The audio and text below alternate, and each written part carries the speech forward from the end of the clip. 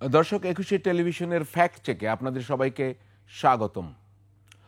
আজকে আমরা যে আলোচনা করব সেটি হচ্ছে ফ্যাক্ট চেকের মতোই, সেটি কিছুটা বিশ্লেষণ এবং কিছুটা একই সঙ্গে তথ্য যাচাই করা। ডিসেম্বরে নির্বাচন চায় কতটি দল, কেন এটি নিয়ে একটি বিতর্ক সৃষ্টি হয়েছে। প্রধান উপদেষ্টার একটি বক্তব্য, তিনি যা জাপানে বলেছেন। আরেকটি গুজব বা রিউমার এখন ব্যাপক, সেটি হচ্ছে ভারতীয় এজেন্টরা বাংলাদেশে আবার শক্ত অবস্থানে গিয়েছে। এ বিষয়ে আলোচনার জন্য আমাদের স্টুডিওতে রয়েছেন রাশেদ খান, সাধারণ সম্পাদক, গণ অধিকার পরিষদ। আপনাকে স্বাগতম। আমাদের সঙ্গে আরও যুক্ত হবেন ব্যারিস্টার রুমিন ফারহানা, তিনি সহ আন্তর্জাতিক বিষয়ক সম্পাদক, বাংলাদেশ জাতীয়তাবাদী দল বিএনপি এবং সাবেক সংসদ সদস্য। আর আমাদের সঙ্গে পাকিস্তান থেকে যুক্ত হচ্ছেন মাশকাত হাসান, তিনি পাকিস্তান প্রবাসী বাংলাদেশি লেখক ও সাংবাদিক। মাশকাত হাসান, শুনতে পাচ্ছেন আমাকে? যুক্ত আছেন তো মাশকাত হাসান আমাদের সঙ্গে? আচ্ছা, তিনি যুক্ত রয়েছেন। যে বিষয়টি বলতে চাই আমরা, সেটি আসলে শুরুতে একটু দেখিয়ে নিতে চাই। যে আপনারা খেয়াল করবেন যে কয়েকদিন আগেই বিএনপির ভারপ্রাপ্ত চেয়ারম্যান তারেক রহমান সাহেব বলছেন যে ডিসেম্বরেই নির্বাচন হতে হবে।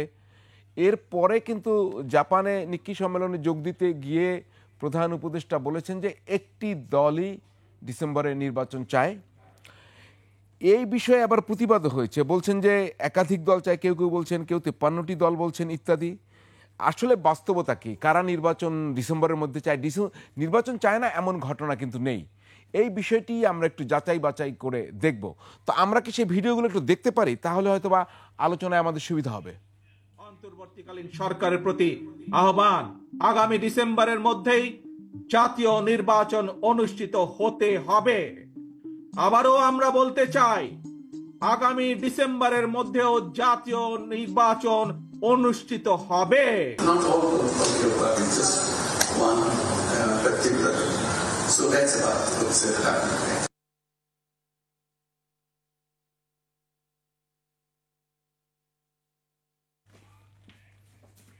তো যেটা বলছিলাম, আপনারা দেখছিলেন আমাদের মাঝে রুমিন ফারহানা চলে এসেছেন, ব্যারিস্টার রুমিন ফারহানা, তিনি বিএনপির সহ আন্তর্জাতিক বিষয়ক সম্পাদক এবং সাবেক এমপি। আপনাকে শুভেচ্ছা, স্বাগতম। তো একটু আবার গুছিয়ে বলি যে নির্বাচন নিয়ে ডিসেম্বর অথবা ডিসেম্বর জুন, এটি তো কথা আমরা শুনছি। তো তারেক রহমান সাহেব বলছিলেন যে ডিসেম্বরেই নির্বাচন হতে হবে। আবার জাপানে প্রধান উপদেষ্টা বলেছেন যে একটি মাত্র দল যারা ডিসেম্বরে নির্বাচন চায়। অবশ্য আজকে ব্যাখ্যা দিয়েছেন যে সেটি বিএনপি কিনা সেটি তো সুনির্দিষ্ট করে বলা হয়নি। আবার বিএনপি বা তার সমমনা দলগুলো বলছে 53টা দল নির্বাচন আসলে ডিসেম্বরের মধ্যে চায়। আমি এইমাত্র নির্বাচন কমিশনের ওয়েবসাইট ঘেঁটে দেখলাম এখন বাংলাদেশে নিবন্ধিত রাজনৈতিক দল 55টি।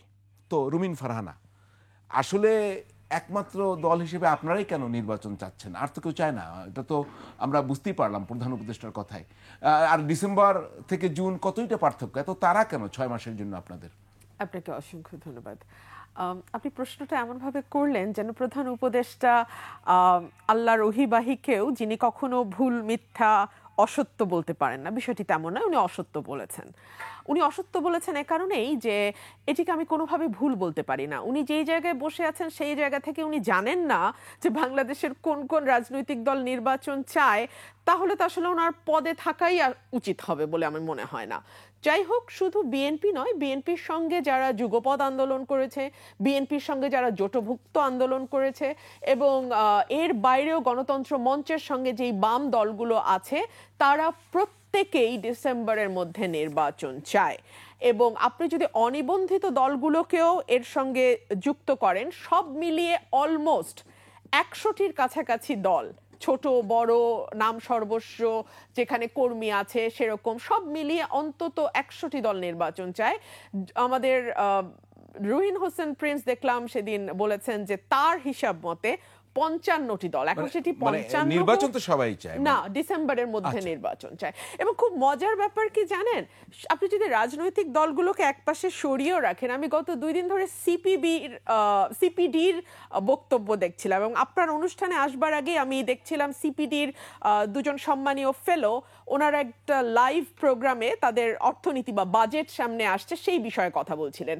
সেখানেও তারা বারবার বলেছেন যত অনিশ্চয়তা বাড়বে, যত অস্থিরতা বাড়বে সমাজে, এবং রাজনৈতিক অস্থিরতা, সামাজিক অস্থিরতা, সকল কিছুই, ততই কিন্তু বিনিয়োগ দেশি এবং বিদেশি কমতে থাকবে, ততই অর্থনীতির অবস্থা টালমাটাল হতে থাকবে। এবং তারাও জোর দিয়ে বলছিলেন নির্বাচনের একটি রোড ম্যাপ অত্যন্ত প্রয়োজন। আপনি যদি আর্মির দিকে তাকান, আপনি দেখবেন বাংলাদেশ সেনাবাহিনীও নির্বাচনের ব্যাপারে সুস্পষ্টভাবে জানিয়ে দিয়েছে এবং ডে ওয়ান থেকে। এটা এমন না যে আফটার থট বা পরবর্তীতে সেনাপ্রধান এটি 18 মাস বলছেন। যেদিন তিনি দায়িত্ব নিয়েছেন সেই সময়টিতেই তিনি বলেছেন 18 মাস, এবং সেই 18 মাস ডিসেম্বরে শেষ হয়। এর মধ্যে নির্বাচন করার কথা বাংলাদেশ সেনাবাহিনীও বলছে।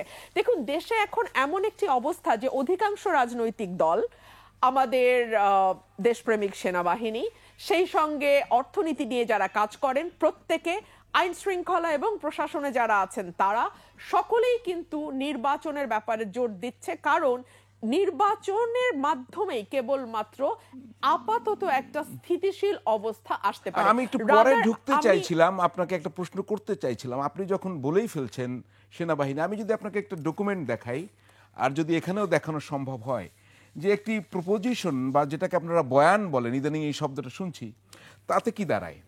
কার পিছনে কাতারবদ্ধ হয়েছে? সেনাপ্রধান ও বিএনপি। এখন দেখেন যে ভারতীয় পররাষ্ট্রমন্ত্রী জয়শঙ্কর 9 আগস্ট বললেন যে বাংলাদেশে খুব দ্রুত একটি নির্বাচন তারা চায় এবং তারা দেখতে চায়। আর সেনাপ্রধান বললেন এই যে 18 মাস বা আপনি যেটা বলছেন ডিসেম্বরের মধ্যেই নির্বাচন হোক, তিনি সেটা চান। আর বিএনপি বলছে ডিসেম্বরে নির্বাচন হতেই হবে। তাহলে ভারত, বিএনপি এবং সেনাপ্রধান কি জোট বাঁধলো?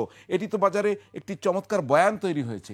এত ভারতীয় এজেন্ট বা তৈরি হলেন কিভাবে আপনাদের মধ্যে? জি, হাসিনার আমলে আমাদের খুব বড় একটা দুঃখের বা কষ্টের জায়গা ছিল যে এই জাতিকে যেভাবে বিভাজিত করা হয়েছে মুক্তিযুদ্ধের পক্ষ বিপক্ষ শক্তির নামে, তাতে বাংলাদেশে একটি ঐক্যবদ্ধ জাতি গঠন খুব কঠিন একটা পরীক্ষা হয়ে দাঁড়াবে।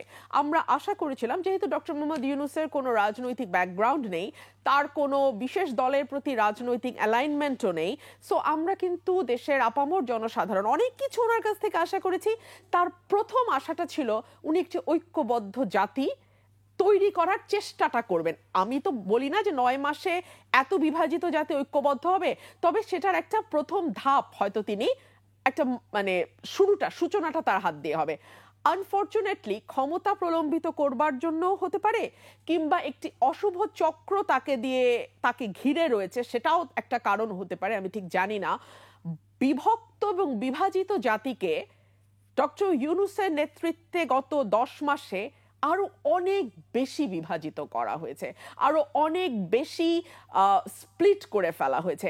এখন এরকম হয়েছে জানেন যে একজন আরেকজনকে পারে না একেবারে নগ্ন করে সোসাইটিতে ছেড়ে দেয়, এরকম একটা ভয়ানক আদিম সমাজের দিকে চলে গেছে। চক্র আর এই ভারতীয় এজেন্ট বিষয়, এই যে আমি জায়গাটাতে আসছি। এবং এখন কি হয়েছে, আগে ছিল মুক্তিযুদ্ধের পক্ষ বিপক্ষ বলে আপনি জাতিকে বিভাজিত করতেন। আপনি যদি গণতন্ত্রের কথা বলেন আপনি মুক্তিযুদ্ধের বিপক্ষ, আপনি যদি বাক স্বাধীনতার কথা বলেন আপনি মুক্তিযুদ্ধের বিপক্ষ, আপনি যদি মানবাধিকারের কথা বলেন আপনি মুক্তিযুদ্ধের বিপক্ষ।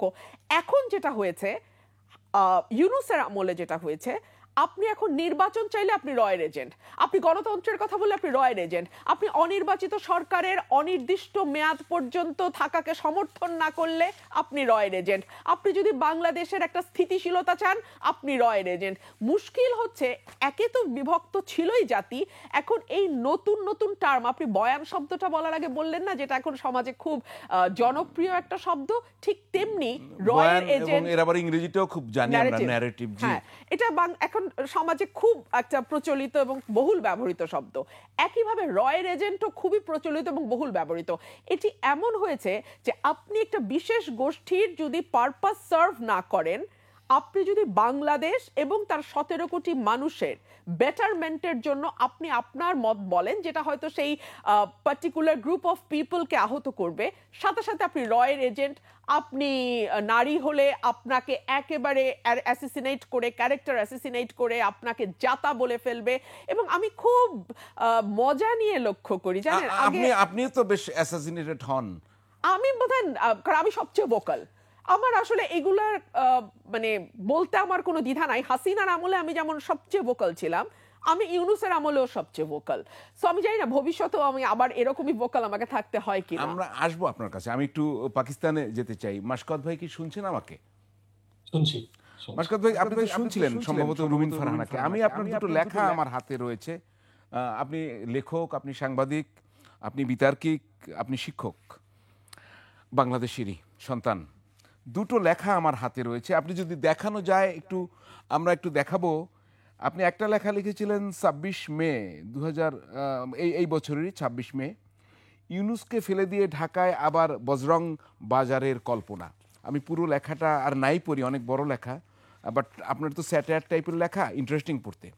সম্প্রতি আপনি লিখেছেন ২৯ মে, ডিসেম্বরে এই ক্ষমতাকে বিয়ে করতে চায় আলাদিন। একটু প্রথম, আলাদিন যে ক্ষমতাকে বিয়ে করতে চায়, আমি যদি ইঙ্গিত বুঝে থাকি, আমি আপনাকে প্রশ্নটা সঠিকই করছি। এই আলাদিনটা কে? আর আপনার ডিসেম্বরেই কেন তাকে বিয়ে করতে চায়? এত জরুরত কেন? কারণ এই কেয়ারটেকার, এই অন্তর্বর্তী সরকার তো ৩টা মিশন: বিচার, সংস্কার এবং নির্বাচন। তিনটি তো একসঙ্গে চলতে হবে। জি বলুন। ধন্যবাদ স্বপন। আহ, আসলে স্যাটায়ারে যখন একটা চরিত্র সৃষ্টি করা হয়, আমার মনে হয় না যে আপনি স্যাটারিস্টকে ওই চরিত্র সম্পর্কে জিজ্ঞেস করতে পারেন, তাই না? মানে এটা আমার কাছে একটুখানি আজগুবি লেগেছে যে আপনি যেহেতু সাহিত্য পাঠ করে অভ্যস্ত, আহ, কার প্রতি ইঙ্গিত দেয়া হয়েছে সেটা তো আর লেখক এসে বলে দেবে না, পড়ে যে যেভাবে পারে ব্যাপারটাকে ইন্টারপ্রেট করবে। আমার কাছে মানে আমি এই একটা ব্যাপার একটুখানি হয়তো বলতে পারি, যদিও আমার রাজনৈতিক নেতাদের সামনে কথা বলতে বেশ ভয় লাগে, কেননা শেখ হাসিনার সময় এই ভীতিটা তৈরি হয়েছে। যাই হোক, একটু সাহস করে যদি বলা যায়, তা হচ্ছে যে আহ, নির্বাচনের ব্যাপারে অধ্যাপক ইউনূস যখন বললেন যে ডিসেম্বর থেকে জুনের মধ্যে নির্বাচন হবে, সেই ক্ষেত্রে আমার কাছে মনে হয়নি যে উনি কোনো অবিশ্বস্ত মানুষ বা উনি দীর্ঘদিনের মতো ক্ষমতায় থেকে যেতে চান, এই জন্য হয়তো কোনো ষড়যন্ত্র করছেন বা তার আশেপাশের মানুষ দীর্ঘদিন এই ভিআইপি মর্যাদাটা এনজয় করতে চেষ্টা করছে, এরকমটা মনে হয়। আহ, একটা গণ অভ্যুত্থান বা জুলাই বিপ্লব যাই বলি, তার পরবর্তী সময়টাকে তো আমরা সবাই মোটামুটি লক্ষ্য করেছি যে আহ, নানান রকম কিন্তু প্রতি বিপ্লবের চেষ্টা ছিল। মানে যেহেতু ক্ষমতাচ্যুত দলটি অত্যন্ত শক্তিশালী ছিল এবং এর শেকড় পৌঁছে গিয়েছিল সর্বত্রই, সে কারণে আহ, মানে খুব একটা সুখকর হয়নি এই 10 মাসের অভিজ্ঞতা, যেখানে প্রতিদিনই কোনো না কোনো সমস্যা ছিল এবং প্রত্যেক দিনই রাত্রে একটা গুজব শুনতে শুনতে মানুষকে ঘুমাতে যেতে হয়েছে। কাজেই এই সময়টির মধ্যে যে পারফরমেন্স এই সরকারটির, সেটি তাদের অভিজ্ঞতার অভাবের কারণে। একই সঙ্গে আমার মনে হয়েছে যে এই যে আওয়ামী লীগের যে একটি সম্মতি উৎপাদন কারখানা রয়েছে, যেটির মাধ্যমে তারা 10 চক্রে ভগবান ভূত তৈরি করতে পারে, সেটির বিরুদ্ধে ক্রমাগত লড়াই করতে গিয়ে প্রচুর সময় নষ্ট হয়েছে বলে আমার মনে হয়েছে। আর নির্বাচনের ক্ষেত্রে বিএনপির যে দাবিটি, সেটি আমার কাছে মনে হয় খুবই যৌক্তিক দাবি, যেহেতু তারা অত্যন্ত জনপ্রিয় একটি রাজনৈতিক দল এবং 17 বছর নির্মম নির্যাতনের মধ্যে দিয়ে এই দলটি গিয়েছে, কিন্তু গণতন্ত্রের প্রতি আস্থা রেখেছে। কাজেই তাদের দাবিটিকে আমি যৌক্তিক মনে করি এবং আমি মনে করি যে প্রধান উপদেষ্টার সঙ্গে তাদের বোধহয় বৈঠক আছে আগামীকাল, সংলাপের মাধ্যমে নিশ্চয়ই একটা জায়গায় পৌঁছানো যাবে। আর এইখানে আরেকটি কথা না বললেই নয়, সেটা হচ্ছে যে বাংলাদেশ প্রেক্ষিতে আমরা বেড়ে ওঠার সময় কিন্তু এই সমস্ত এজেন্ট ফেজেন্টের কাল্পনিক গল্প শুনে বড় হইনি, কিন্তু আমরা যখন ধরুন প্রণব মুখার্জির আত্মজৈবনিকটি পড়লাম এবং আমরা যখন দেখলাম যে আমাদের পাশের দেশের রাজনীতিক আমাদের দেশের ১/১১ সময়ের সেনা প্রধানের সঙ্গে সমঝোতা করে শেখ হাসিনার ক্ষমতার চিরস্থায়ী বন্দোবস্ত করছেন, কিংবা আমরা যখন ২০১৪ সালে ভারতের ডক্টর সুজাতা সিংকে দেখলাম যে আমাদের দেশের সাবেক রাষ্ট্রপতি এরশাদকে রীতিমতো বাধ্য করছেন গৃহপালিত বিরোধী দল হতে, বা আমরা সেই ২০১৮ রাতের নির্বাচনের আগে, লাইলাতুল ইলেকশন যেটাকে আমি বলি, তার আগে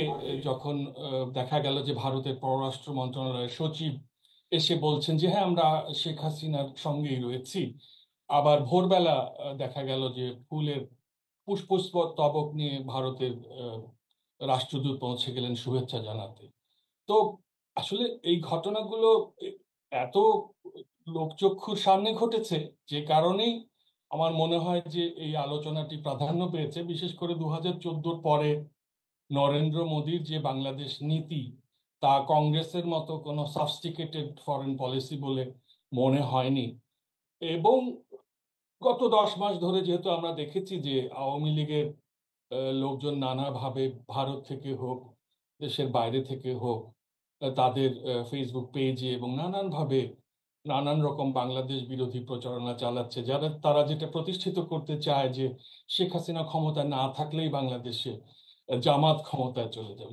জামাত কয়টি ইলেকশনে সিট পায়, জামাতের কয়টা ভোট আছে, এটা আমরা তো জন্ম থেকেই দেখছি। তো ভারতে তো 11 বছর ধরে একটি এই হিন্দুত্ববাদী রাজনৈতিক দল রাষ্ট্র ক্ষমতায়, কিন্তু বাংলাদেশের মানুষ কখনো ওরকম একটি ধর্মভিত্তিক রাজনৈতিক দলকে ক্ষমতায় নিয়ে যাবে না। অথচ এই খুবই আজে বাজে কথাগুলো ভারতীয় মিডিয়ায় প্রতিদিন বলা হচ্ছে এবং বাংলাদেশে যে তাদের সমর্থকরা রয়েছে তারা সেটাকে সাবস্ট্যান্সিয়েট করার চেষ্টা করছে। তো এই সব মিলিয়ে আমার কাছে মনে হয়েছে যে আমি আমার পর্যবেক্ষণগুলো ওভাবে রাখতে চেষ্টা করি। আপনার পর্যবেক্ষণ আমরা আরো শুনবো, আপনি আপনার সঙ্গেই থাকুন।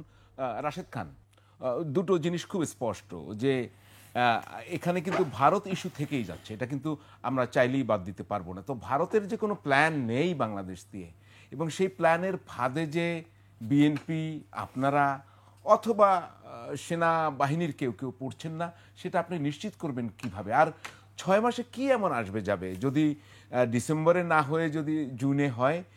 ইউনূস সাহেবকে অবিশ্বাসের জায়গা কোথায়? তিনি তো বিশ্বব্যাপী নন্দিত। জি ধন্যবাদ। আমরা তো অবশ্যই মনে করি ডক্টর মোহাম্মদ ইউনূস বাংলাদেশের মানুষের জন্য আশীর্বাদ, এবং সেই জন্য কিন্তু শুরু থেকে আমরা সরকারকে সমর্থন করে যাচ্ছি। আগামীকালও জাতীয় সংলাপ, সেই সংলাপে প্রত্যেকটা দলই যাবে। যদি সরকারকে কেউ অপছন্দ করত তাহলে এই সংলাপে কেউ যেত না। তার মানে কি? তার মানে রাজনৈতিক দলগুলোর সমর্থনেই এই সরকার এখনো পর্যন্ত টিকে আছে, এবং এই সরকার আগামী নির্বাচন পর্যন্ত তারা দেশ চালাতে পারবে। অর্থাৎ ডক্টর মোহাম্মদ ইউনূস, তাকে আমরা অবশ্যই সহযোগিতা করতে চাই, কিন্তু তার যে ভুলগুলো, তার সরকারের যে ভুলগুলো, সেগুলো নিয়ে অবশ্যই আমাদের কথা বলতে হবে, সমালোচনা করতে হবে। অন্যথায় ভালো মানুষও কিন্তু সমালোচনার অভাবে অনেক সময় আপনার শয়তান হয়ে যায়, ফেরেস্তাও খারাপ হয়ে যায়। সেই লক্ষ্যে আমরা সরকারের যে পলিসি, বিশেষ করে নির্বাচন নিয়ে সরকারের যে ধোঁয়াশা সরকার সৃষ্টি করেছে, সেজন্য দল হিসেবে, রাজনৈতিক সংগঠন হিসেবে যারা রয়েছে, যারা বাংলাদেশে ফ্যাসিবাদ বিরোধী লড়াই সংগ্রাম করেছে, তারা সবাই নির্বাচনের ব্যাপারে কনসার্ন, এবং প্রধান উপদেষ্টাকে সেই বিষয়ে অবহিত করা হয়েছে। সেটি চিঠির মাধ্যমে বলেন, মৌখিকভাবে বলেন, সংলাপের মাধ্যমে বলেন।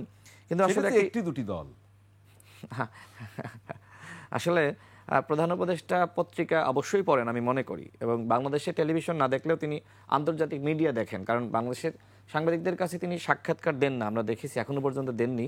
কিন্তু আন্তর্জাতিক ইউটিউব চ্যানেলের কাছেও তিনি সাক্ষাৎকার দিচ্ছেন, বা এই ধরনের প্রপাগান্ডা বলেন বা এ ধরনের আপনার অপপ্রচার বা প্রচার রয়েছে, যে তিনি আন্তর্জাতিক যে কোনো মিডিয়া, ছোট হোক বড় হোক, ইউটিউব চ্যানেল হোক, তাদের কাছে তিনি আসলে সাক্ষাৎকার দিতে স্বাচ্ছন্দ্য ফিল করেন। কিন্তু বাংলাদেশের বড় স্বনামধন্য বা পরিচিত বা সবার কাছে গ্রহণযোগ্য এরকম কোনো মিডিয়াকে তিনি পাত্তা দেন না। তো যাই হোক, তারপরেও দিয়েছেন তো, মতি ভাইকে দিয়েছেন, সেটা দুই একটা হাতে গোনা, সেটা আলাদা কথা, কিন্তু আপনাকে তো দেয়নি, আপনাকে দেয়নি, আমার প্রতিষ্ঠানকে দিয়েছেন, সেটা তো অন্য জিনিস না। কিন্তু বলেন, জি বলেন। হ্যাঁ, তো যাই হোক, এরকম আপনার মতন অসংখ্য সাংবাদিককে তিনি সময় দেননি। তো আমি বুঝাচ্ছি এরকম যে তিনি প্রধান উপদেষ্টা, তিনি কিন্তু আমেরিকা, ইউরোপের নেতৃত্ব দিচ্ছেন না, এই বাংলাদেশের নেতৃত্ব দিচ্ছেন। সুতরাং অবশ্যই বাংলাদেশে যারা সাংবাদিক রয়েছে, অবশ্যই তাদেরকে তার মুখোমুখি হতে হবে। এখনো পর্যন্ত সরকারের 10 মাসে তিনি আসলে কোনো সাংবাদিকের, মানে আমি ওই দুই একটা ব্যক্তিগত সাক্ষাৎকার আলাদা, আমার কিন্তু প্রশ্নটা ছিল ভারতের ফাঁদে পা দিচ্ছেন কিনা। আসবো, আমি সেখানে আসবো। দুই একটা সাক্ষাৎকার আলাদা কথা, কিন্তু সাংবাদিকদের ডেকে কথা বলা এবং তাদের মুখোমুখি হওয়া, এই যে তিনি জাপান ঘুরে আসলেন, শেখ হাসিনার সময় দেখেছি যে চীন সফর করার পরেও তিনি মানে সাংবাদিকদের মুখোমুখি হয়েছেন, উত্তর দিয়েছেন। যাই হোক, ওই চীন সফর তার আসলে মানে শেষ বিদায় ঘন্টা বেজে গেল।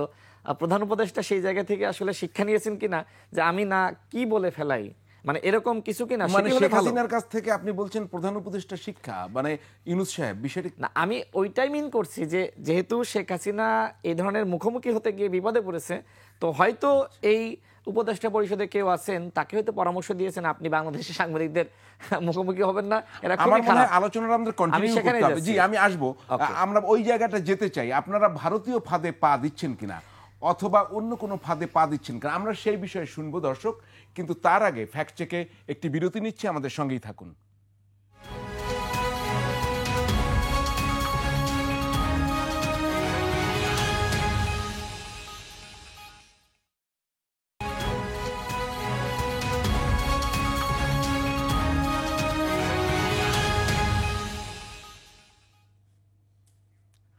দর্শক, বিরতির পর ফিরে এলাম ফ্যাক্ট চেক নিয়ে। সঙ্গে থাকার জন্য ধন্যবাদ। আমাদের সঙ্গে রয়েছেন ব্যারিস্টার রুমিন ফারহানা, রয়েছেন রাশেদ খান, এবং পাকিস্তান থেকে যুক্ত আছেন মাশকাত হাসান। তো রাশেদ খান, আপনাকে দিয়ে আলোচনা আমরা অর্ধ সমাপ্ত রেখে ব্রেকে গিয়েছিলাম। আমি জানতে চেয়েছিলাম যে এই যে নানা বয়ান আমরা দেখছি, যে সেনাপ্রধানের এক কথা, ভারতেরও একই কথা, আর বিএনপিরও একই কথা, এখন শুনলাম আপনাদেরও একই কথা। তাহলে আপনারা এই ভারতীয় চক্রে পড়ে গেলেন কিনা? মানে ভারতীয় একটি ষড়যন্ত্র তো বাংলাদেশকে নিয়ে সবসময় আমরা বলে থাকি, যদিও চুক্তিগুলো এখনো বাতিল করিনি।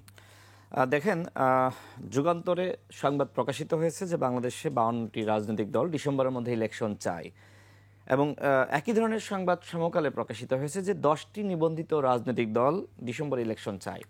অন্যান্য গণমাধ্যমে সংবাদ প্রকাশিত হয়েছে প্রায় শতাধিক রাজনৈতিক দল ডিসেম্বরের মধ্যে ইলেকশন চায়। ইলেকশন ডিসেম্বরের পরে চাই হাতে গোনা কয়েকটা রাজনৈতিক দল, তাদের কারণে বাংলাদেশে 5 শতাধিক দল আছে, তাহলে আপনার 100 হলে ওখানে তো আরো 400 রয়ে গেছে। না, ঠিক আছে, তারপরেও যারা মাঠে সক্রিয়, যাদের গ্রহণযোগ্যতা আছে, তাদেরকে আপনি দল বলতে পারেন, কিন্তু হুটহাট করে তো ওয়ান ম্যান পার্টিকে আসলে কোনোভাবে পার্টি বলা যায় না। তো ভিন্ন কথা। তো যাই হোক, প্রধান উপদেষ্টা যেটি আসলে বলেছেন, আমার মনে হয় যে তার কাছে তথ্য ছিল না, অথবা তাকে আসলে বিভ্রান্ত করা হয়েছে। আপা যেটি বললেন যে একটি অশুভ চক্র উপদেষ্টা পরিষদে রয়েছে, এটি আমরাও জানি, এবং এই বিষয়ে কিন্তু আমরা বিভিন্ন সময় সমালোচনা করেছি। এখন আমরা লক্ষ্য করছি যারা আসলে বিচার, সংস্কার এবং নির্বাচনের রোডম্যাপ চাই, তাদেরকে বলা হচ্ছে ভারতের এজেন্ট। আপনি লক্ষ্য করে থাকবেন যে জামাত কিন্তু এতদিন নির্বাচনের রোডম্যাপ চায়নি ওইভাবে স্পষ্টভাবে, কিন্তু আমরা সর্বশেষ দেখলাম যেদিন জাতীয় সংলাপটা হলো, তার আগের দিন রাতে জামাত, বিএনপি এবং এনসিপির একটি বৈঠক আপনার মধ্যরাতে অনুষ্ঠিত হয়েছে, গণমাধ্যমে সংবাদ এসেছে। কতটুকু সত্য আমি জানি না, তবে কোনো পক্ষের পক্ষ থেকে অস্বীকার করা হয়নি। এরপরের দিন সকালবেলা এনসিপি তারা প্রেস ব্রিফিং করে বললেন যে আমরা বিচার, সংস্কার, নির্বাচনের রোডম্যাপ চাই। এর আগে কখনোই তারা নির্বাচনের রোডম্যাপ চায়নি। আর আমরা তো শুরু থেকে বলে আসছি যে আপনাকে বিচার, সংস্কার, নির্বাচনের রোডম্যাপ প্রকাশ করতে হবে। তাহলে কি আপনি আজকে বলবেন যে এনসিপি ভারতের দালাল? সেটি না, ধরেন নির্বাচন নিয়ে কিন্তু কারোর কোনো দ্বিমত নেই। নির্বাচন এই ডিসেম্বরে হবে না ডিসেম্বর থেকে জুনের মধ্যে হবে, এখন সেই বিষয়টি হচ্ছে। আমি আবারও বারবার বলি যে ভারত চায় দ্রুত নির্বাচন, মেবি ডিসেম্বর। সেনাপ্রধান বলছেন ডিসেম্বরের মধ্যে নির্বাচন ভালো হয়, আর আপনারা বিএনপি সহ এখন আপনারা বলছেন ডিসেম্বরেই নির্বাচন হতে হবে। আমি আপনার সেই উত্তরেই আসতেছি, তাহলে আমাকে একটু চক্র সময় দেন। তৈরি হচ্ছে কিনা আমি সেটাই দেখেন, বলছি। আমি যেটি বলছিলাম যে এনসিপিও কিন্তু সর্বশেষ নির্বাচনের রোডম্যাপ চেয়েছে। এখন কি তাদেরকে আপনি ভারতের দালাল বলবেন? জামাতও সর্বশেষ নির্বাচনের রোডম্যাপ চেয়েছে, তাদেরকেও কি ভারতের দালাল বলবেন? এতদিন তো অন্যদেরকে ভারতের দালাল বলছিলেন। বাংলাদেশে কারা নির্বাচন চায় না? আওয়ামী লীগ এবং ভারত। যারা এইভাবে বলছে যে আপনার ভারত নির্বাচন চাই, সেনাবাহিনী নির্বাচন চাই, বা আপনার অন্যান্য দল নির্বাচন চাই, আমি মনে করি বাংলাদেশে নির্বাচন চায় না ভারত এবং আওয়ামী লীগ। কারণ নির্বাচন হলে আওয়ামী লীগের লাভটা কি? আওয়ামী লীগ মনে করে যে আমরা যারা ফ্যাসিবাদ বিরোধী শক্তি ছিলাম, আমাদের ভিতরে যত এই ধরনের গ্যাঞ্জাম লাগবে, আওয়ামী লীগের ফায়দা নেওয়ার সুযোগটা তত আপনার বাড়বে। একইভাবে ভারতও মনে করে যে বাংলাদেশ অস্থিতিশীল হয়ে যাক, বাংলাদেশে আর কখনো নির্বাচন না হোক, বাংলাদেশের সংকট আরো বেশি ঘনীভূত হোক। এখন ভারতের একজন ব্যক্তি হুট করে এসে বলছে যে নির্বাচন চাই, তিনি আসলে কি চাচ্ছেন? আমার তো মনে হয় না। অন্যথায় তো এমনও তো হতে পারে যে আমাদের ভিতরে আসলে এক ধরনের চক্রান্ত, ষড়যন্ত্র করার জন্য এটাও তো শুনেছি বিএনপির একজন নেতা শামসুজ্জামান দুদু, আমরা যদি দেখাতে পারি, উনি বলছেন যে যদি সরকার না করে নির্বাচনের তারিখ ঘোষণা, আমরাই করব। তার আবার জবাবে জামায়াত নেতা ডক্টর শফিকুল ইসলাম মাসুদ বলেছেন যদি সেটাই হয় তো বিএনপি তো নির্বাচনের জন্য, রেজাল্টের জন্য অপেক্ষা করবে না। তারা হচ্ছে সকালে নির্বাচন শুরু হবে, 5টা পর্যন্ত অপেক্ষা করবে না। তো কি করবে? তারা নিজেরাই রেজাল্ট ঘোষণা করবে। তো রুমিন ফারহানা, এরকম পরিস্থিতি হবে কিনা? মানে আমরা শফিকুল ইসলাম মাসুদের সেই বক্তব্যটা দেখব যদি দেখানো যায়। আর হচ্ছে দুদু সাহেব বলেছেন তো, শামসুজ্জামান দুদু, যে সরকার নির্বাচন না দিতে পারলে আমরাই তারিখ ঘোষণা করে দেবো। আমরা একটু এই ভিডিওটা কি চলবে? এই দল নির্বাচনের ডেট ঘোষণা হলে নির্বাচনের দিন বিকাল 5টা পর্যন্ত অপেক্ষা করা ছাড়াই সকাল 10টার মধ্যেই তারা তাদের রেজাল্ট ঘোষণা করে দেন। জি, তো এটার কি জবাব দেবেন? তাহলে আপনারা যদি নির্বাচনের তারিখ নিজেরাই ঘোষণা করে দেন। আমি আপনার এই প্রশ্নে যাওয়ার আগে আমার যেই ভাই পাকিস্তান থেকে যুক্ত হয়ে কথা বলছিলেন ওনার কথার একটু জবাব দিতে চাই। জি। দেখুন, আমরা ডক্টর ইউনূসের উপরে উনি যেমন ভরসা রেখেছেন, এখনো রাখছেন, একই রকম প্রত্যাশা বাংলাদেশের মানুষের ছিল, রাজনৈতিক দলগুলোর ছিল, সেনাবাহিনীর ছিল, প্রতিষ্ঠানগুলোর ছিল। না হলে ওই টালমাটাল সময় ডক্টর ইউনূসকে আমরা নিশ্চয়ই দেশের দায়িত্ব দিতাম না। কিন্তু আমরা দেখলাম যে ওনার মধ্যে ট্রান্সপারেন্সি এবং অ্যাকাউন্টেবিলিটির একটা বড় ঘাটতি। আমরা দেখলাম উনি ফোকাসড, ওনার সরকারকে মনে হচ্ছে না ওরা কি অ্যাচিভ করতে চাইছে। ফর এক্সাম্পল, সংস্কার, বিচার, নির্বাচন, আপনিও যেটি বলছিলেন, সংস্কারের 121টি প্রস্তাব, যদিও রাজনৈতিক দলগুলোর সঙ্গে আলোচনা হয়নি, বাট সরকার বলেছে এটা অতি দ্রুত সময় আশু বাস্তবায়নযোগ্য। সে আশু বাস্তবায়নযোগ্য 121টি প্রস্তাবের একটিরও বাস্তবায়ন 2.5 মাস আগে বলা হয়েছে আশু বাস্তবায়ন, এখনো একটা পদক্ষেপও নেওয়া হয়নি। আমরা বিচারের কথা, বিচার is a lengthy process. I myself is a lawyer, I am a practicing lawyer in Supreme Court. আমাদের যে কোনো মামলা শুরু থেকে শেষ বলতে আপনি যদি অ্যাপেলেট ডিভিশন বুঝান, ইট tax at least 10 to 12 years. So 10-15 বছর বাংলাদেশে নির্বাচন হবে না, এটারও কোনো সঠিক জবাব আমরা পাইনি। আমার সাংবাদিক ভাই বলছিলেন যে উনি ডেফিনেটলি ব্যক্তিগত কোনো লাভ বা ব্যক্তিগত যেই ক্ষমতা তাকে দেয়া হয়েছে সেই ক্ষমতা এনজয় করছেন তেমনটি নাও হতে পারে, বিকজ ওনার রেপুটেশন ইন্টারন্যাশনালি উনি ফেমাস। তো ওনার নতুন করে প্রধান উপদেষ্টা হয়ে ক্ষমতা এনজয়ের কিছু নাই। আমি আমার ভাইকে খুবই বিনীতভাবে বলি, উনি ক্ষমতা নেয়ার পর থেকে গত 9 মাসে যা যা হয়েছে, এক, ওনার বিরুদ্ধে হওয়া সকল মামলা দ্রুত গতিতে নির্বাহী আদেশে নাই হয়ে গেছে। ওনার প্রতিষ্ঠানে 666 কোটি টাকার কর মওকুফ করা হয়েছে।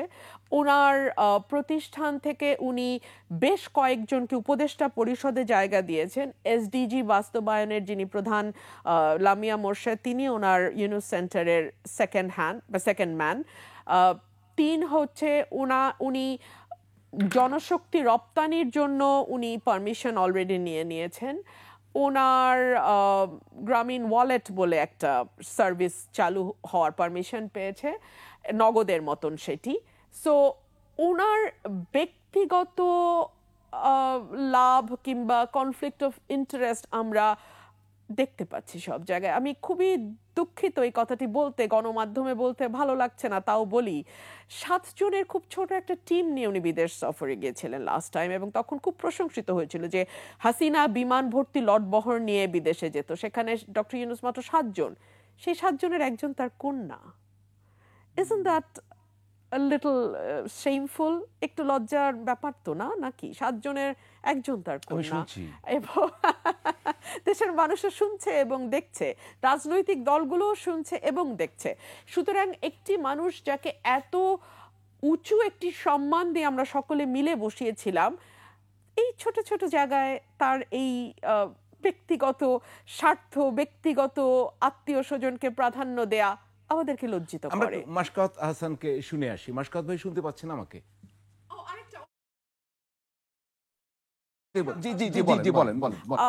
আমার ভাই আরেকটা কথা বলেছেন যে বাংলাদেশে জামাতের উত্থান কখনো হবে না, মানে সেই অর্থে ভোটের রাজনীতিতে। I do fully agree with him. আমাদের দেশে আমিও বিশ্বাস করি যে জামাত ওইভাবে পার্লামেন্টে ব্রুট মেজরিটি নিয়ে গিয়ে সরকার গঠন করবে, এটা আমিও মনে করি না। তবে ভারতের বয়ানকে কি সাহায্য করে না যখন আমরা দেখি একজন নারী বাংলাদেশে গত 9 মাসে মরাল পুলিশিং এর শিকার হয়, কিংবা যখন আমরা দেখি যে একজন নারীকে ফ্রি স্টাইলে পেছনে লাথি মেরে উড়িয়ে দেওয়া যায়, কিংবা আমরা দেখি বরিশালের লঞ্চে 2টো নারীকে কেবলমাত্র পার্টি করার অপরাধে, এটা অ্যাবসলিউটলি তাদের ব্যক্তিগত ব্যাপার, মুন্সিগঞ্জে, আমি দুঃখিত, তাদেরকে পেটানো হয়। এই বিষয়গুলো কি অনেক বেশি সাহায্য করে না ভারতের সেই বয়ানকে প্রতিষ্ঠা করতে? মাশকাত হাসান, আসলে তো আমরা যে ছিল হচ্ছে যে উনি একই সঙ্গে হিন্দুত্ববাদের সঙ্গেও বন্ধুত্ব করতে পেরেছিলেন, আবার কওমি জননীও হতে পেরেছে। উনি তো দেশটাকে মদিনা সনদের অধীনে চালাচ্ছেন বলে ঘোষণাও দিয়েছিলেন, এবং আমরা লক্ষ্য করেছিলাম যে হেফাজত তার কাছ থেকে বেশ উপহার খাস জমিও পেয়েছি। এখন আমরা দাড়ি টুপি দেখলেই যদি মনে করি যে ওটি মানে হয়ে গেছে কি দাড়ি টুপি মানেই একটা ইসলামপন্থী গ্রুপ এবং জামাত, এভাবে আমরা কনক্লুশন ড্র করি। যদিও জামাতের সরাসরি আমরা অপরাধীটাকে দেখলাম যে একজন ছাত্রীকে চট্টগ্রামে পেছন থেকে লাথি মেরেছে, সে অবশ্য গ্রেফতার হয়েছে। তো এই জায়গাগুলোতে আমাদের চোখে পড়েছে যে যে ধরনের আচরণ করেছে এরা, সে ব্যাপারে সরকারের আরো কঠোর হওয়া দরকার। কিন্তু আমার কাছে এটাও মনে হয়েছে যে আমার ধারণা যে আপনি কোনো একটি জনগোষ্ঠীকে যদি অনেক বেশি অবদমিত করেন, তাহলে হঠাৎ তারা মুক্ত হলে তাদের মধ্যে এক ধরনের উদ্ভ্রান্তি তৈরি হয়। সেটাকে নিয়ন্ত্রণে ইউনূস সরকার ব্যর্থ হয়েছে, এটা আমরা বলতে পারি অবশ্যই। তবে নারী নির্যাতনের ঘটনাটিকে আমরা যদি চিরতরে বন্ধ করতে চাই, বা নারীর পোশাক পুলিশি বা নারীর উপরে খবরদারি, এটাকে বন্ধ করতে গেলে আমার ধারণা যে রাজনৈতিক দলগুলোকে একটা মতানৈক্যে আসতে হবে যে পরবর্তী নির্বাচনে প্রতিটি দলের ম্যানিফেস্টোতেই এই ব্যাপারটি থাকতে হবে যে বাংলাদেশকে নারী বান্ধব হতে হবে, যাতে নারীর বিকাশ, নারীর রাস্তায় অনায়াসে চলাচল, কর্মক্ষেত্রে অংশগ্রহণ এগুলো খুব সহজ হতে পারে। আর সাইবার বুলি নারীকে নিয়ে করা হয়, এটা খুবই আপত্তিজনক একটা ব্যাপার। আপনারা নিশ্চয়ই লক্ষ্য করেছেন যে বাংলাদেশে যে একজন নারীকে এভাবে আজে বাজে কথা বলা যায়, মোটামুটি তা প্রচলন করেছিল সিপি গ্যাং নামে আওয়ামী লীগের একটি সাইবার গ্যাং, এবং তারাই মোটামুটি ভাবে এটাকে একটা ফ্যাশনেবল ব্যাপার করে তুলেছিল যে একজন নারীকে গিয়ে আমি মুখে যা আসলো তা বলে দিলাম। তো আমার ধারণা যে আমাদেরকে কিন্তু একটু গভীরভাবে ভাবতে হবে যে জাতির মনস্তত্ত্বে কিন্তু এক ধরনের পরিবর্তন 15 বছরে ঘটানো সম্ভব, যেটা ঘটেছে নারীর প্রতি অ্যাটিটিউডের ক্ষেত্রেই হোক, বা আপনি এই যে এপিএস বা পিএস দের দুর্নীতির যে আমরা ট্রেন্ডটা দেখলাম, যেমন কি নতুন ছেলে মেয়েদের মধ্যেও এই দুর্নীতি। কাজেই এটা নিয়ে আরো কাজ করার আছে। মানে সবকিছুর জন্য আমরা হয়তোবা এই অন্তর্বর্তীকালীন সরকারকে দায়ী না করে একটু সামনের দিকেও ভাবতে পারি যে সমাজ মনস্তত্ত্বে এই যে ইসলামপন্থী কিছু মানুষের যে অসংলগ্ন আচরণ, বা এই যে নারীর প্রতি যে এক ধরনের সহিংসতা বা সাইবার বুলির যে প্রবণতা, এই ব্যাপারগুলোকে আমরা কিভাবে অ্যাড্রেস করব। আর ইউনূসের ব্যক্তিগত একটা ফ্যাসিনেশন চট্টগ্রামের ব্যাপারে বা তার নিজের প্রতিষ্ঠানের ব্যাপারে, এটা নিয়ে তো আলাপ আলোচনা আমরাও করেছি। বাংলাদেশে এই জিনিসটা হয়তো রয়ে যায়, আগে গোপালগঞ্জ খুব ক্ষমতায়িত ছিল, এখন চট্টগ্রাম ক্ষমতায়িত হয়ে গেছে, আর জানি না ভবিষ্যতে আর কোনো জায়গায় ক্ষমতায়িত হবে কিনা। জি জি, আমরা এ বিষয়ে শুনবো। তবে যেটা হয়, সরল মানুষ হয়তো বা আসলে এভাবেই দেখেন। তো আরো শোনার আগে আরেকটি বিরতি নিয়ে আসছি, আমাদের সঙ্গেই থাকুন।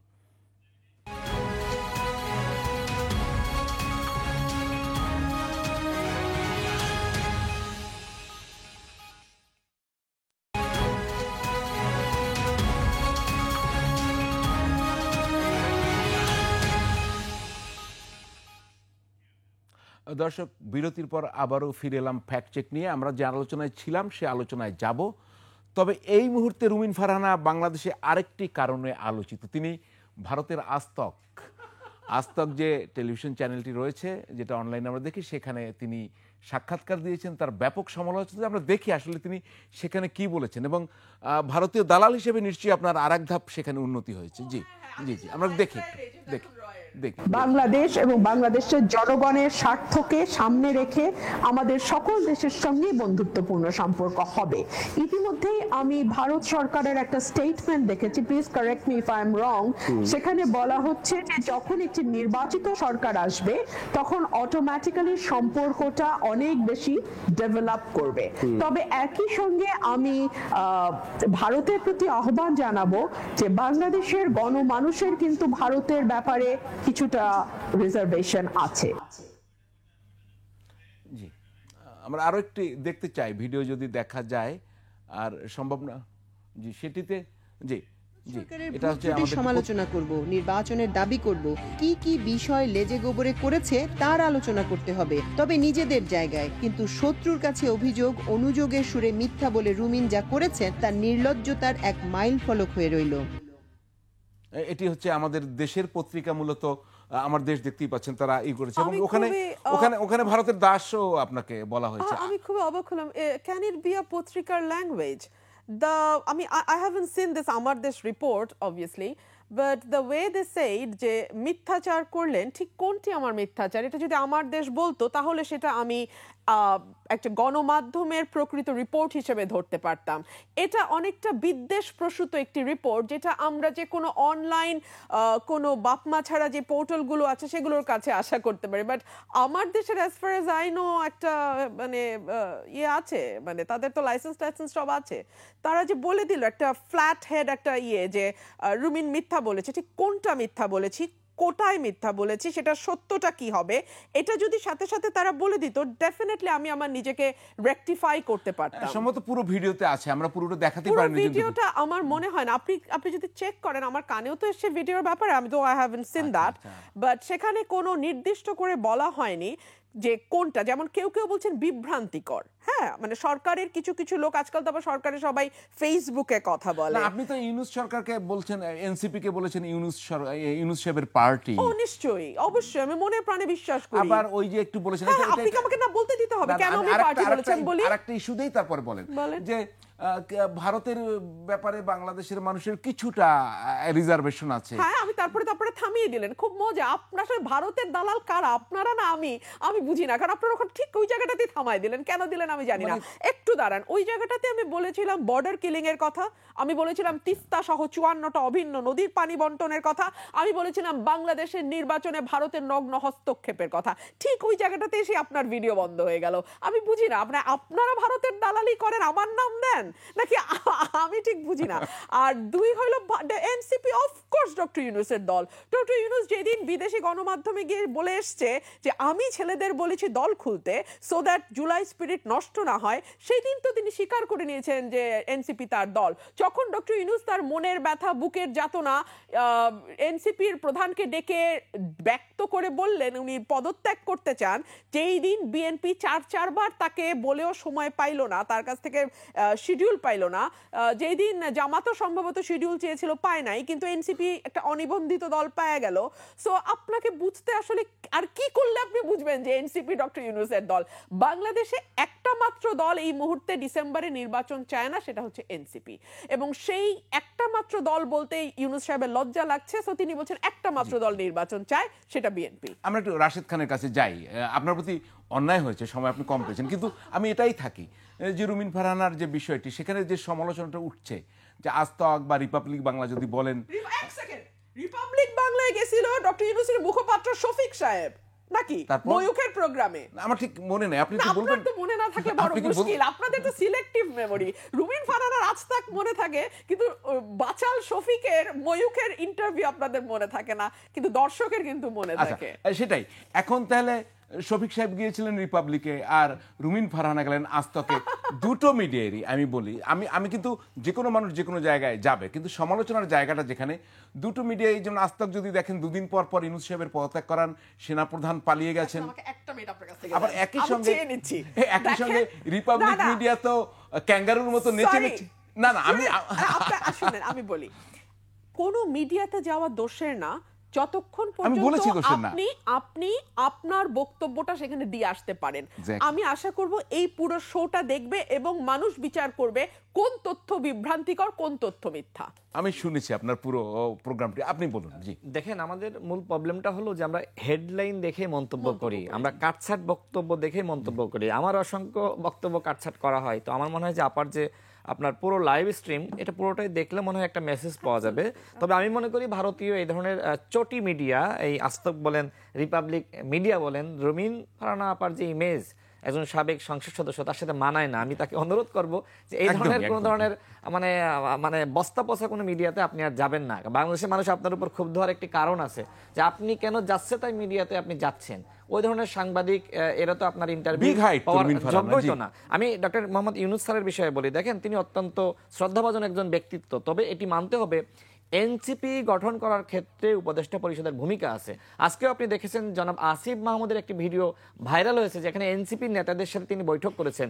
অন্যথায় আমরা দেখলাম অন্য জায়গায় যেখানে আমাদের বৈঠক করছেন, রেস্টুরেন্টে বৈঠক, আমাদের নাহিদ ইসলাম আসিফ সাহেব মানে জি, আমাদের জি, উপদেষ্টা। জি জি জি, সেখানে আমি বুঝতে ডাক্তার পারছি। যারাও রয়েছে এবং ওই যে সরার তুষার সাহেব টকশোতে এসে অনেক বড় বড় কথা বলেন না, মানে রাজনীতিবিদদেরকে বলেন না পড়াশোনা করে আসেন, তিনিও রয়েছেন, আরো অনেকে রয়েছেন এনসিপির নেতারা। আমার কথা হলো যে নাহিদ ইসলাম বললেন যে এই দুজন উপদেষ্টা, ছাত্র উপদেষ্টা যাদের আমরা সবসময় পদত্যাগ দাবি করেছি, যারা এনসিপির উপদেষ্টা, এরা সরকারের নিরপেক্ষতা নষ্ট করতেছে, এদের বিরুদ্ধে দুর্নীতির অভিযোগ, অনৈক্য নৈরাজ্য সৃষ্টির অভিযোগ, এদের পদত্যাগ করতে হবে। এর প্রেক্ষিতে যখন তারা আপনার ব্যাপকভাবে সমালোচিত, তখন নাহিদ ইসলাম বললেন যে তাদের সাথে আমাদের কোনো সম্পর্ক নাই, কিন্তু আজকে ভিডিওর মাধ্যমে প্রমাণিত হলো যে তাদের সাথে আসলেই সম্পর্ক রয়েছে। দেখেন, দল গঠনের আগে কিন্তু আমাদের সাথে তাদের বিভিন্ন সময় বৈঠক হয়েছে, আমরা দেখেছি যে সমস্ত দল গঠনের আলোচনা কিন্তু নাহিদ ইসলামের বাসায় হয়েছে।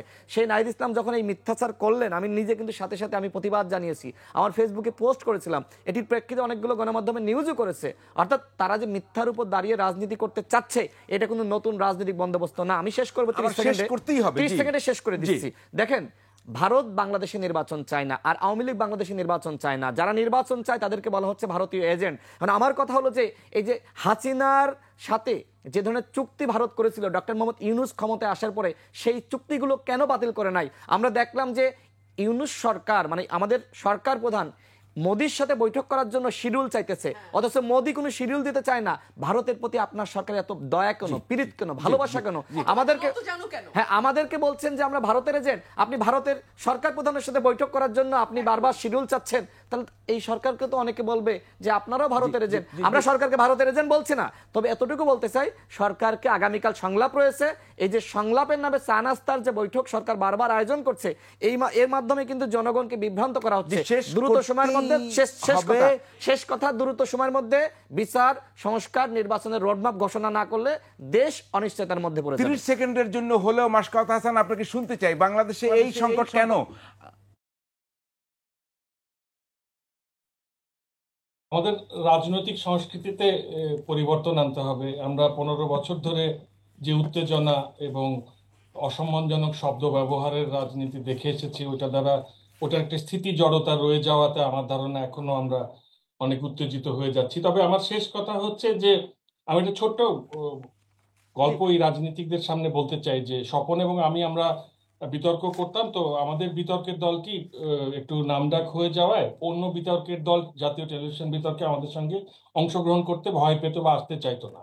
তো আমরা গিয়ে বুয়েটে গিয়ে বা এখানে ওখানে গিয়ে ওই দলগুলোকে স্ক্রিপ্ট লিখে দিয়ে আসতাম বা তাদেরকে প্রস্তুত করতাম, যাতে অন্তত একটা খুব ভালো বিতর্ক হতে পারে।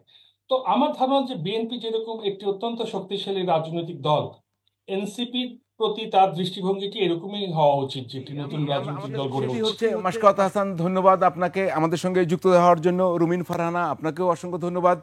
রাশেদ খান, আপনাকেও অসংখ্য ধন্যবাদ। দর্শক, প্রতি রবিবার রাত 10টায় ফ্যাক্ট চেক অনুষ্ঠিত হয়, আমাদের সঙ্গেই থাকবেন। আবার দেখা হবে আগামী রোববার। সবাইকে ধন্যবাদ।